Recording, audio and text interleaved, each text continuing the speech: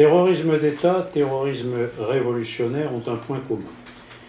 Il s'agit de deux manifestations d'un même fléau. Il repose sur l'intimidation des populations. Il faut faire peur pour contraindre les peuples à accepter ce qu'ils rejettent. Pendant la guerre d'Algérie, Camus s'est toujours refusé à soutenir le FLN parce que précisément il considérait que cette organisation agissait de cette façon. Et il s'est donc toujours refusé à la soutenir. En effet, l'attitude de Camus était rigoureusement conforme aux principes qui l'avaient conduit à rejeter, par exemple, le totalitarisme soviétique. C'était le fruit de cette conception exigeante qu'il avait de la justice. Ceci n'a pas toujours été bien compris, en particulier par l'opinion intellectuelle en France, de ses contemporains. Nombre de gens font l'éloge de l'auteur de La Peste pour son opposition au totalitarisme sous la forme du national-socialisme pendant l'occupation ou ultérieurement face à la menace soviétique. En revanche, son refus de soutenir le FLN est mal compris.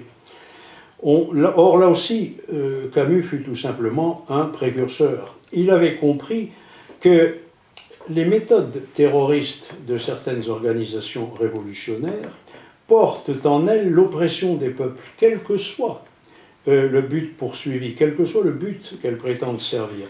Dans les deux cas, la position du prix Nobel découlait très logiquement de son analyse historique et philosophique de la violence.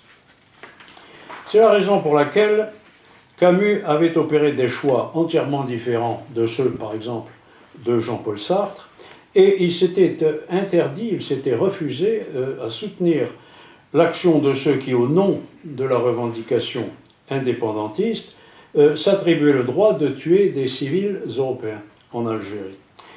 Que les victimes n'aient aucune responsabilité politique, administrative ou autre dans les injustices dont pouvait souffrir telle ou telle partie de la population musulmane leur était indifférent. L'essentiel était le but poursuivi et lequel, croyait-on, était en quelque sorte anoblissait en quelque sorte les moyens douteux que l'on utilisait pour le faire triompher.